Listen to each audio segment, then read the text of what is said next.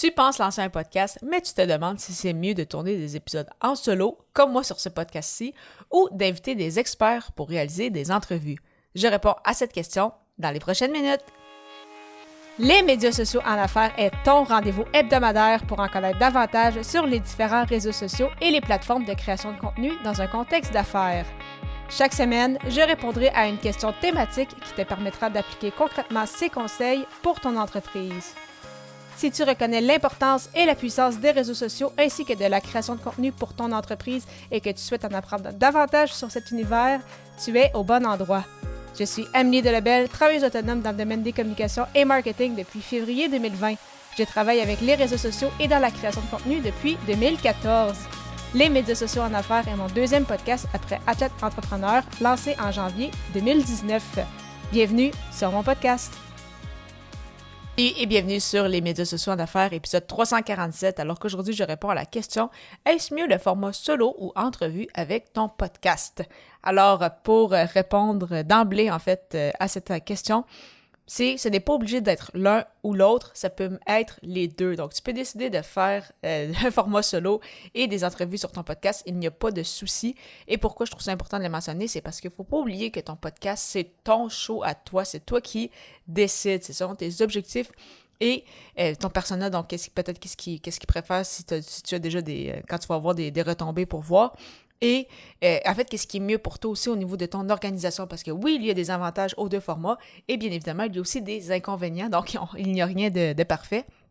Donc, de mon côté, par expérience, pour avoir fait justement des entrevues pendant près de 4 ans avec Athlète Entrepreneur, donc mon premier podcast de 201 épisodes que j'ai arrêté, donc qui a roulé de 2019 à 2022, c'est vraiment un super format pour bâtir ton réseau, t'entretenir avec des experts avec qui tu n'aurais pas pu échanger autrement. Donc, j'ai pu connecter avec des sportifs que je voyais plus jeunes à la télévision et sans mon podcast, ça n'aurait pas été quelque chose de possible.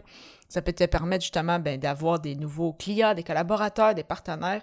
Donc, vraiment, le format entrevue, c'est excessivement riche.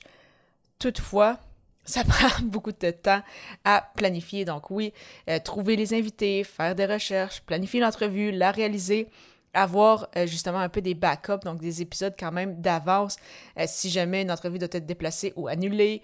Donc vraiment, ça demande quand même beaucoup d'ouvrage. Oui, si tu es à un moment, tu arrives à un certain moment après ça dans ta carrière ou au niveau professionnel où est-ce que tu peux te déléguer ces parties-là, c'est sûr que t'as juste le côté plus fun, justement, vraiment de réaliser l'entrevue et tout. Mais quand tu commences, que tu fais tout au départ, mais c'est sûr que ça demande justement énormément de temps et de préparation. Et comme tu discutes, c'est ça, des fois avec d'autres personnes, des fois c'est l'entrevue déplacée, est annulée, des fois tu vas peut-être contacter des gens, tu n'auras pas de retour, donc c'est sûr qu'il faut aussi également apprendre avec la rejection.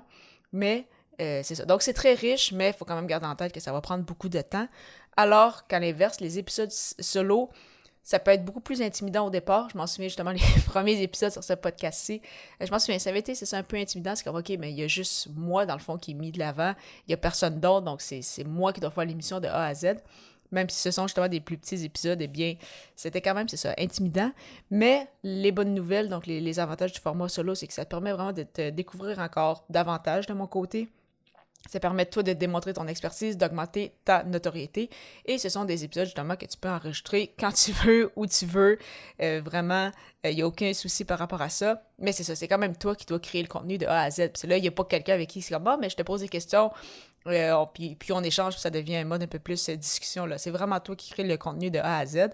Donc, vraiment, c'est ça. Chaque côté, que ce soit le format entrevue, le format solo, c'est ça. Il va y avoir des avantages, il va y avoir des inconvénients. Donc, tu peux choisir un ou l'autre, selon ce que tu penses qui va répondre le mieux, dans le fond, à la mission de ton podcast. Mais tu peux également faire un mélange des deux. Donc, au final, vraiment, il n'y a pas de bonne réponse. C'est toi qui choisis.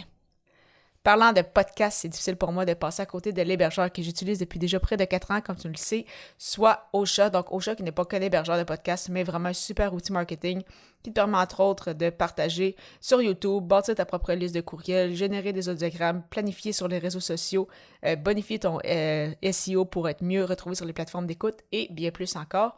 Et en plus, c'est une plateforme 100% francophone avec un super service à la clientèle. Donc, vraiment, pour l'essayer à ton tour, simplement aller au ameliedelbel.com/Ocha, AUSHA. J'ai déjà hâte de te retrouver à l'épisode 348 alors que le sujet sera « Est-ce que ton contenu parle vraiment à ton audience? » À très bientôt!